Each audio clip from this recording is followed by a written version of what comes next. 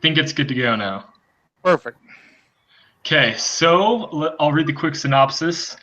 7 months after the Columbia accident, the Columbia Accident Investigation Board presented their report on the causes of the incident. The board pinpointed the technical cause of the accident. It also identified organizational issues within NASA dating back decades. The CAIB also reported how managers might have behaved differently during the mission and stressed the organizational shortcomings at NASA that contributed to the catastrophe. So, what did you guess the first main question that said, what is the issue that we found? The technical, organizational, there's a lot of them. Yeah. Yeah. I mean, there was just such a lack of structure. Yeah. Well, one of the main issues is the egos that everybody has. Yeah. A sidebar, my grandmother was a NASA engineer who was actually on this case of Columbia, and she was also on the case of Challenger. No way. Wow. Yeah. So, so it was kind of neat reading this. And I remember before she died, she would actually tell us how these guys, there's just no communication because they don't want to, they think that they're smarter than everybody else. So it's yeah. Huh. But, yeah, I think that the biggest thing I noticed was in the video our professor, he talked about quality drift. And so I had those two words kind of in my mind as I read the case, and it was amazing how many examples of quality drift happen like throughout each of the experiences and the missions that they talked about, like the Challenger specifically.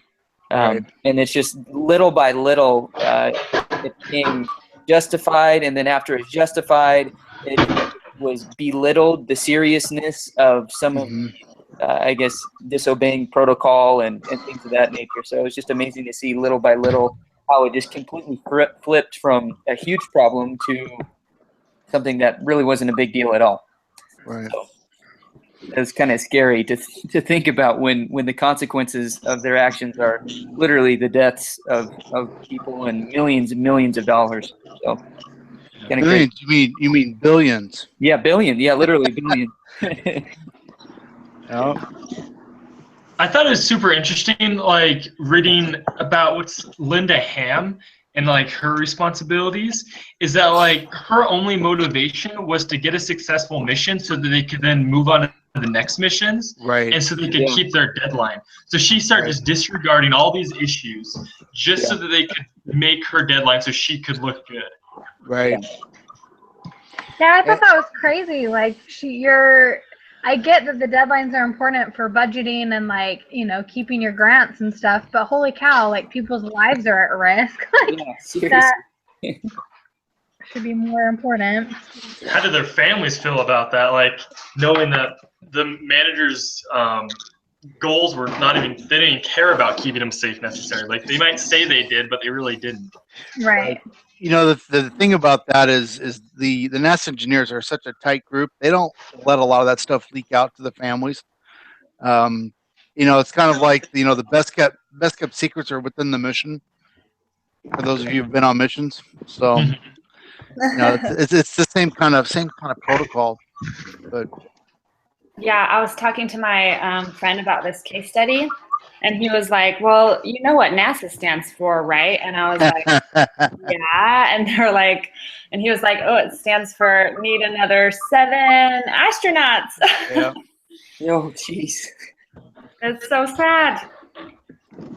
I might be jumping the gun here, but one of the things I thought was the craziest was when they were talking about should they notify the guys in the shuttle or not, and it seemed like the common consensus was, why would we notify them? It doesn't matter. Right. If they know or not, if they're going to die, they're going to die. There's nothing they can do about it. Right. So, like, I took that as that whole time they knew it was a very serious problem, but they could care less about attempting to fix the problem. They had more important things to do. The other crazy thing is how it took took 3 or 4 days just to decide what to do, and waiting to receive an email response and then never received one. I mean, that's nutty. Yeah. So if another question they had was the recovery window, the time period between a threat and a major incident or prevented accident in which collective actions is possible. So it says, what was the recovery window in this case? The time between when the problem happened, when the phone strike happened, and when they were supposed to come back. Well, they said it was a 16-day mission, correct? Yeah. Yeah. So they knew the foam strike happened right after the takeoff because they saw the chunks on the video. And I was going to say, I think it was before they left the atmosphere. Yes. Yeah. Yes. And I'm just trying to think of the time that actually was. you can even take it beyond that because Columbia had other foam strikes in prior flights. So they knew this was a problem all the way through. So I think all the shuttles have had trouble with the foam strikes. Right. It just became so common throughout all missions. Yeah. Right.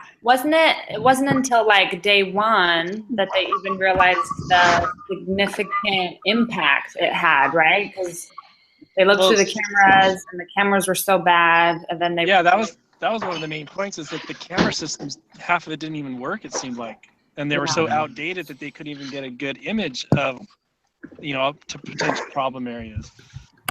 Well, it seems like this was the biggest issue that they'd had with it, but they'd had it before, and like they knew that it could cause issues, but they didn't put enough time or energy into figuring out anything about it until all of a sudden now it's this huge issue that's going to cause people to die. Right. I read in some of I found some more information online about it, and in another report, they said that this was the 7th major incident of damage from foam. That's correct. So it's 7 other major incidences where they actually, struggled to, it was the same kind of classification or caliber as this one. Right. In June of 1992, Columbia had its 3rd foam strike, and they called it an acceptable risk. Yeah. Well, it goes back to what they were saying is, well, nothing happened, so it must be okay.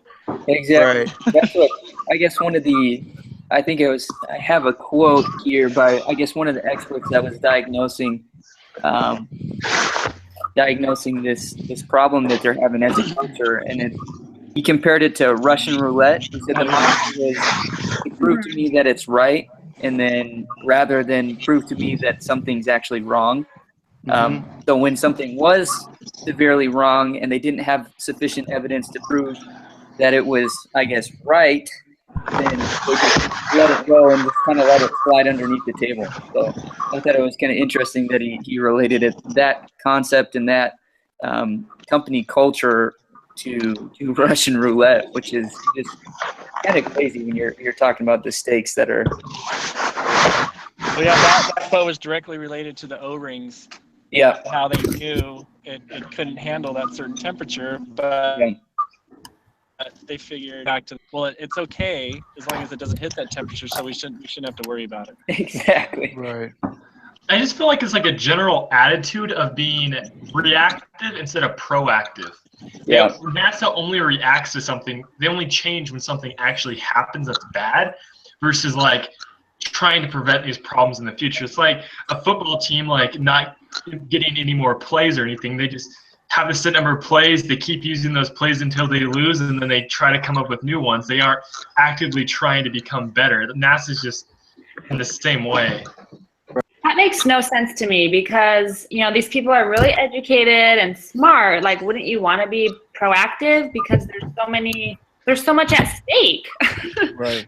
Yeah. They do recall the Apollo 13 mission.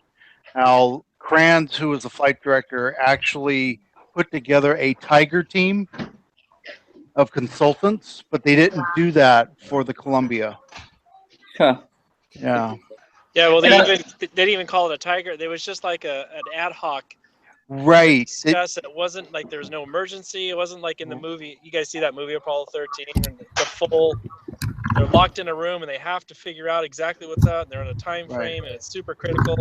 I mean, there's like nothing. It's just like, oh, let us know what you think. Yeah. Some of you weren't logged on yet when I had mentioned that my grandmother was a NASA engineer, and she was on the commission for Challenger and Columbia, and she had just started with NASA just before the Apollo 13 disaster, or not the disaster, but the incident. So. Wow. Wow, that's cool. Yeah. So this has been a part of my life. Well, all my life actually. So. But. Your case study should have been, A+. Woo woo. No. I had to fly to the NHR Winter Nationals at last minute, and so I didn't get a chance to really do it the way I wanted to do it. Oh, bummer. Yeah.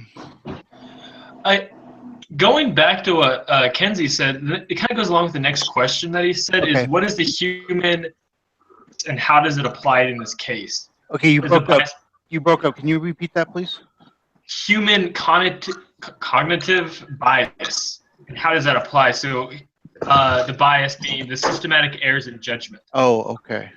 Well, I think it comes down to priorities. So like we were stating before, there was that lady that was 100% focused on deadlines, right. And she was willing to sacrifice anything in order to meet those deadlines. So it wasn't necessarily that the super smart people completely disregarded the severity of like breaking different protocols, but it was just that they placed their priorities and their, I guess, requirements and responsibilities above everything else, just because they were self-interested in what they had to get done.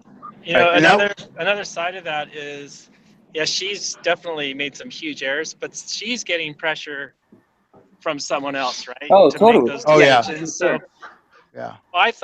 What I thought about is that everyone's putting pressure, but no one's realizing the consequences that come from that. It's almost like something needs to be done from the very top to kind of come around to the back to see what are the consequences of my decisions. What's happening when I force that on her? What are decisions is she making?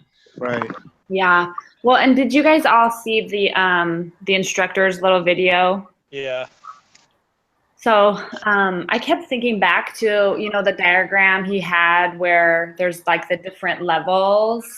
And NASA is so bureaucratic that they almost encourage people, right, to like cut corners and find ways to get things done faster, I guess you could say. And that just freaks me out. But yet I see it in so many areas of like government and like big companies. It's just crazy. Well, the thing about the Columbia disaster was the same reason on the Challenger disaster was the fact of timing and scheduling. They wanted to do so many missions per month. Yeah. And how was the goal of 50 a year? Yeah, it was really high. I remember I was a senior in high school and we watched it live when it exploded. And yeah, I was too. Yeah, it was amazing. Well, amazing. But I mean, I was in second grade. No, I'm just kidding. And then somebody jokes with what does NASA need? Yeah, need another 7 ounces. Yeah. Yeah. You, I don't think you got. Go ahead. No, you're good. No, sorry. Go ahead. Yeah. No, we're good. I was just gonna say something off sidebar. No worries. Saying like pressure they're under, they weren't just being pressure within NASA, but like Washington was putting pressure. Yes. The pressures from like like the Soviet Union initially, and like other countries trying to pass the United States to their space capacity is like they were really trying to push it for the United States to stay at the top. Yeah. Right. And plus, the International Space Station was already up there, so we had Canada involved, Russia involved, and so we were supposed to be the leaders, and if we fell behind and we became what was delaying the space station or any part of it, then we look bad. And so I think that was another side, not just budgetary, but almost like a pride type of thing. Right. So earlier a few minutes ago, the question was posed is how many days did it take? And flight days 2, 3, and 4 is where Boeing analysts were trying to walk through the possible damage of the orbiter. So we're talking 4 days into the mission, and they're only 15 days, and so now we got 11 days left. Yeah. So do you think if they did confirm that the damage happened, that you think they could have solved the problem up in space, kind of like they did with Apollo 13? I think they could have come up with at least a pretty good chance, because they can go out and they can do wing walks and they can do stuff. Maybe they could have moved panels around or done something. Yeah. And at a minimum, at least they could have called their families or communicated in some way. Yeah, seriously. Right. In my write-up, I put in there that, this was an ongoing issue. Why didn't they have something on board to fix this kind of issue, to do a spacewalk and to repair the damage? Yeah. Because they knew. Go ahead. I thought I read that, in other situations like Apollo 13, they have those Tiger teams that they're ready. They think about all these things before even the launch happens. What are all the possibilities? And they're already thinking about it before they even launch. But it seemed like there was nothing like that for. Well, I'm sure there was nothing in depth like there was for the Apollo 13 and other missions. Right. Did you guys catch like the MMT, the whatever group that was supposed to meet every day to evaluate? And they crews? only met like twice. And they only met 5 times. I'm reading it. However, during the 16-day, during the mission, they only met 5 times. Day 1, day 5, day 8, day 11, and then day 15. It just seems like they're very unorganized. Like, you'd think that there would be better organization and communication between different branches, but like nobody talks to anybody. They said that they were not allowed to talk to people that were like above their rung in the ladder or whatever. Right. And like it just seems very disorganized and not good communication. Right. So, in that MMT meeting, an engineer named Calvin, I can't even pronounce his last word, it's German, Skrumberg, said that, we looked at it could be damaged, but we'll have a solution by the end of the week. Yeah. Yeah. Okay. Well, their bodies were incinerated across the sky. That was their solution. Yeah, exactly. Gee. So what was the next question? Do we still need to answer part of that? I feel like all these so it talks about what was the bias? What is shared cognitive framing? I don't know what that is. Shared cognitive framing? Shared cognitive framing. Oh, I have no idea. I've never heard. It says hint frameworks, beliefs, and assumptions that help us simplify a complex reality. I don't know what we're supposed to do with that question. That's kind of. That's a great question for someone else. I was gonna Google it. I'm Googling it right now. How do you spell? So is it just having an entire team believing in the same thing and having the same goals? Because we just kind of talked about that, how NASA was very divided, no communication between. Right? Yeah. No, we covered that. Did you guys talk about just how in the video he was talking about how NASA's geared towards project, not operation? Yeah, we talked a little bit about that, which I think is that is part of that framing. Yeah, I just thought that was a huge, because all these problems, and I thought about it, I compared it to like an automobile manufacturer who they hire a design team to come and design a car, but they don't do the manufacturing. It's a whole separate entity that goes out and manufactures, because they know how to produce something over and over again with a high quality, standard quality. And I just keep thinking, these are all scientists and they're great for thinking, but they don't really understand the production side of what they're doing. The ins and outs. Yeah. Other questions? We kind of already talked about it. Why did the debris strikes become an acceptable risk? Because they couldn't find a solution. Well, and also because there was never any huge event. There was no catastrophic failure. Yeah, up it until never, that point. yeah, it never ended in an explosion or a failed mission. So it's So like they always doing it until it kept does saying- happen. Right. It goes back to that Russian roulette, like they said Yeah. in the reading. Yep. Exactly. No one cared because nothing ever came of it. Yeah. Well, it's kind of like if you get in your car and you don't put on your seatbelt and you don't get in an accident, you're like, oh, what's the big deal? I don't need to wear a seatbelt. Yeah. I never need to wear a seatbelt. Yeah, I can Until you answer get this in a car text. Hold on. accident, and then you're like, oh. Yeah, exactly. So does anyone know what they use nowadays? Because I'm hoping, right, they've upgraded. No, it's Well- the same. Oh, as far as material or Well, they like, do they still use foam to? well they don't because Obama canceled the yeah, NASA there's no more program. shuttle missions. Yeah. Well, yeah, that's true. Hey guys, sorry to cut you off. You know- I have another meeting I got to jump on. I only had 25 minutes today, but feel free to shoot me any emails or if there's anything else we need to do this week as a team. I'm Good more than deal. happy to help. But All right, thanks, All right, Brandon. Brandon, you take care. Yeah. Bye, Brandon.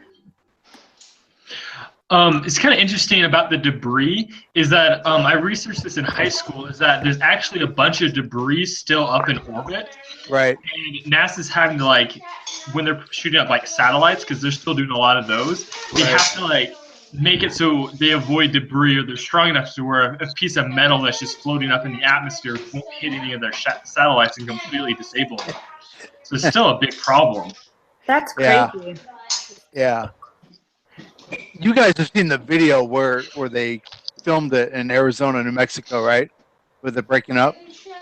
I don't think Yeah. so. No. Yeah, it's pretty intense.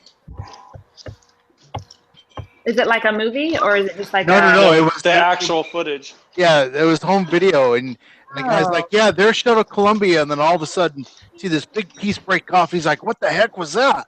And then all of a sudden, more pieces break off, and then it just incinerates. It's like, wow. Yeah, All right, I'll have to look it up now. yeah. There's tons of YouTube video on it. That's crazy. Yeah. So we've got all these questions. What's the root? What's the root of the situation here in the Columbia mission? What's the root of the situation here with the Columbia mission? Like the root problem? Like the direct problem or indirect? It just says root of the situation. These questions. Who made these up? Yeah. I think the root of the problem is just that they don't want to fix it. They don't want it to go what they consider out of family. Giving it to other people to look at. They want to keep it in family. Kind of like they want to. I think that's the complete opposite of what they should be doing. They should outsource it to private companies because usually you get better rates and higher quality. Yeah. Well, and I also feel like it's such a bureaucratic hot mess that they're like these middlemen. They want to be able to do all this stuff, but yet they don't have any money, and so they're kind of stuck in this box. Right. I just have this picture of a bunch of brilliant people who don't know really how to communicate with others, but they do their work really, really well, and then no one really knows how to communicate with each other. Yeah. Wow, sounds like where I work. Sounds like about everywhere. Yeah. Everybody wants to be a special, they don't want to share. Well, and what they're doing to them is the most important thing. Right. So everyone thinks that, so you get these barriers throughout the company. So no one wants to be, stepped on, no one wants to be outdone, no one wants to be quieted. It just seems like a really bad environment. Yeah. Well, we've talked a lot about the weaknesses of NASA, but one of the questions is, what is also the strengths of NASA? It's not. Yeah, well, I think there's a huge drive for advancement and improvement. I mean, that's really, I think everyone that works there so that they can take concepts, ideas, exploration, anything they have to be able to increase that and improve our technology and abilities. So I think that's the point of NASA. And I think a lot of people are there to do that, but sometimes the bureaucracies just shut everything down. For sure. Have any of you guys ever been to the Cape in Florida? Yeah, I've been there. No. Oh, it's phenomenal. Yeah, it's crazy.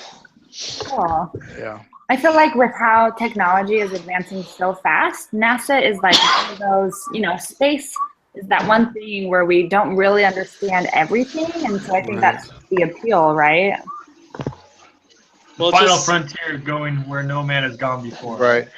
I know. I'm trying to think of the Star Trek logo or whatever. Of course, the Starship Enterprise. Right. There you go. We also have a society issue where, our kids in schools are not being taught math and science, as what they were teaching back in the 50s and 60s. It seems like the days of the United States taking the lead in that has dwindled. Oh, we lost that lead a long time ago. Yeah. Yeah. So there's only a few more questions. Okay. Tell me about the people in the case that were important contributors to the mission's failure. For the mission's failure. So who's to blame essentially from the case study? I can't remember the names exactly, but the one guy kept saying he kept bringing it to people's attention, but no one listened to him. Yeah.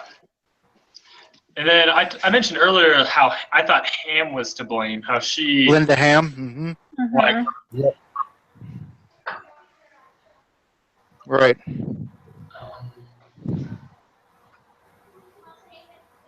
Let's see here. Kind of reading the email.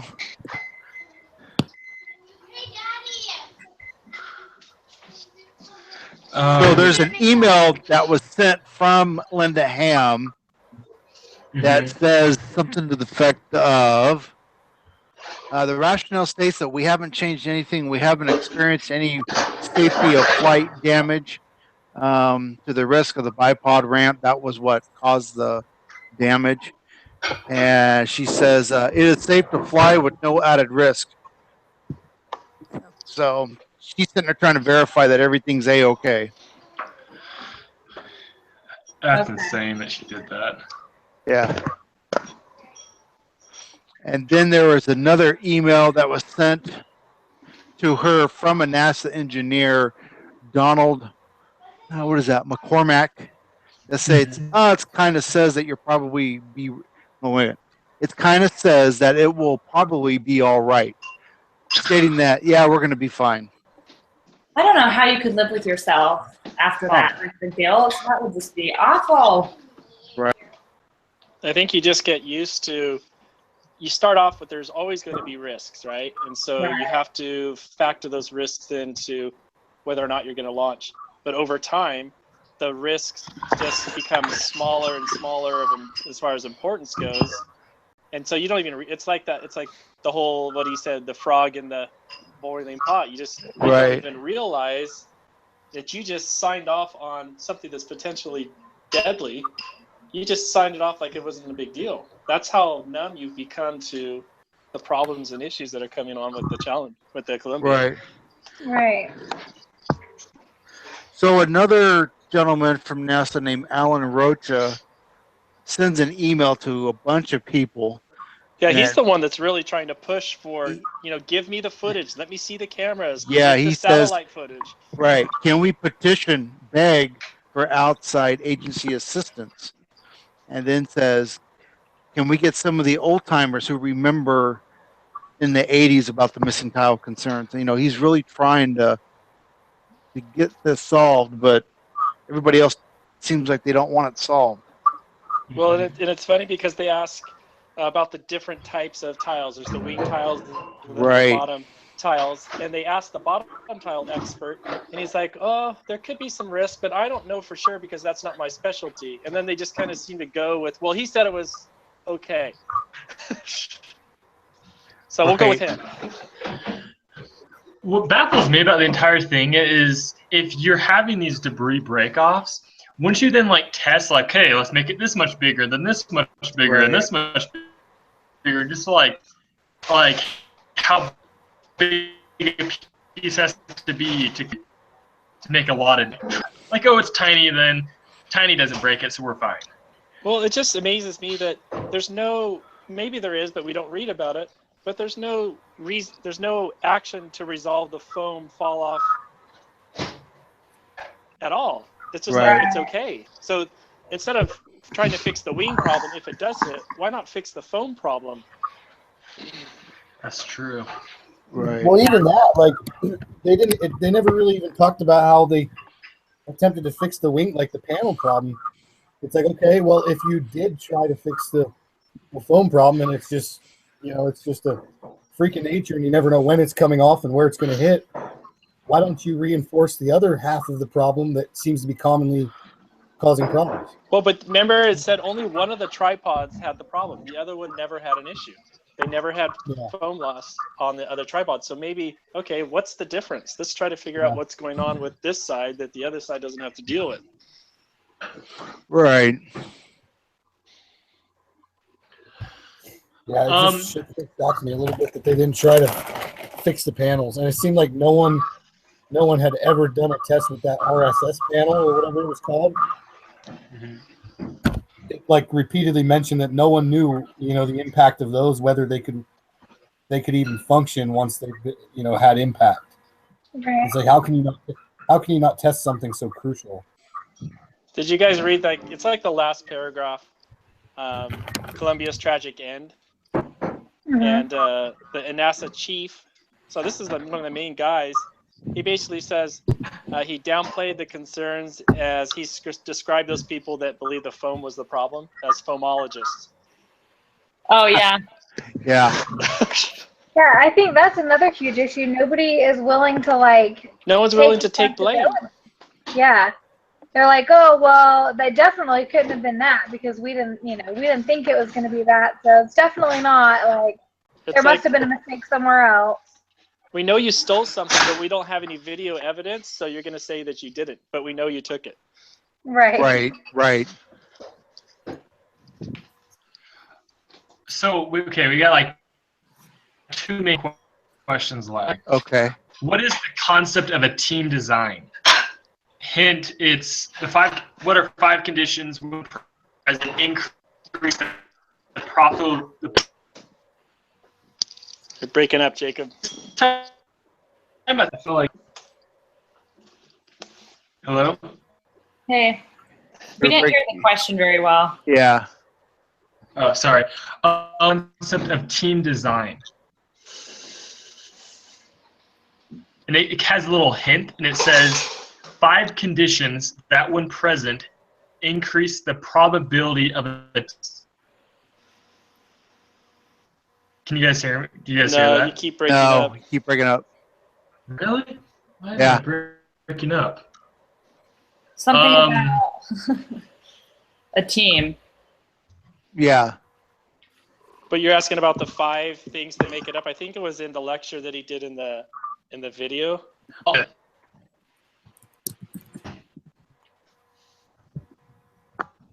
I'm typing the. You guys see that? Hello? I hear you, but I'm hearing like every third word. I just typed the question. Did you guys not get it? No, we can't see it. What is the concept of team Now we design? see it. Yep, now I see it. it. Yep. Oh man, my What is the internet's concept? terrible. What is the concept of the team design? Now it went away. Well, or of just your team working on the project together, putting together all the elements. Well, it talks about how this might just be the answer, but it talks about clear boundaries, compelling direction, structure, and system that supports the team in completing their work. Okay. So, I mean, in what ways was NASA's clearly failing in those? There weren't boundaries, really. People were breaking rules, and there were other rules that was making them worse, and everyone had different priorities, and it just seemed like a mess. Oh, I see what you're saying. Okay. Yeah. Yeah, a lot of these questions don't make sense. What is the concept of psychological safety? I think that's when you convince yourself that there's not a problem and that everything's going to be okay. Yeah. I mean, it hasn't hurt us yet, so who Right. cares? Right. We've had this problem before. We've had it 6 other times, and we know that it's acceptable. Mm-hmm. What's the worst that can happen, kind of thing. In what way do you think we do this at work in a business?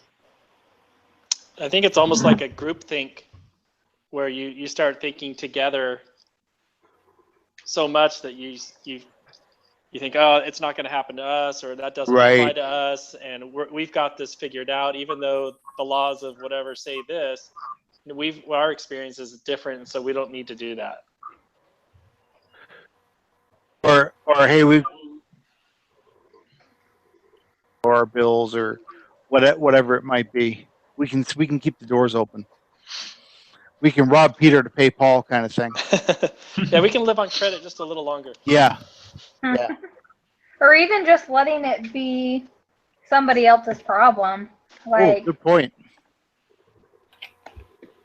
Like, oh, well, that's above my pay grade or whatever. Not right. Not taking responsibility for the whole thing. Rather, like you said, it's not my problem. That's not my department. You got to deal with that. Yeah. So that's essentially it.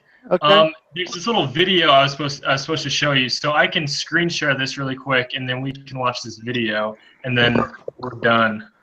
Okay. So, can you guys see it? No. I see. Yeah, I see you. Yeah. You can say it, but we all have to be quiet, otherwise our pictures. I was going to say, let's all mute our speakers. Yeah. Okay. Okay. Muting now.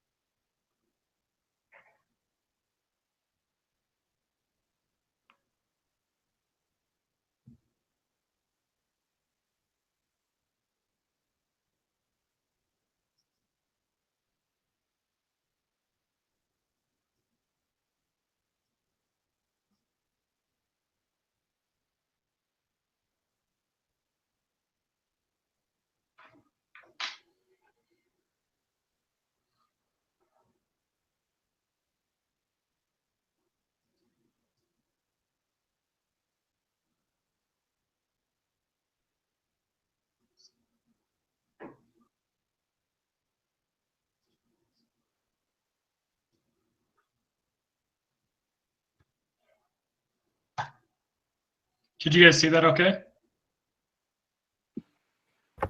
Could you guys not hear it? No, I couldn't hear it, but I actually watched that video last night on another channel. Oh. That was the one I was saying earlier that you guys could watch. So that flight director, he really took it pretty hard. Yeah, he was crying. Yeah. Yeah. So sad. Well, can you imagine if you're one of the people that thought that it might be an issue and didn't like make a bigger deal about it, and then they all died? Like, Yeah. that would be hard. Yeah. It would be. Yeah. Oh, sweet. Well, does anyone have any last comments? I'm good. No, I'm No. good. Sweet. Well, thanks for coming, everyone, participating. Excellent. No, thanks Okay. for the meeting. I'll send out the link in an email Okay. in a few minutes. Cool. Well, thank you. Well, actually, wish you luck. Hope you have a baby.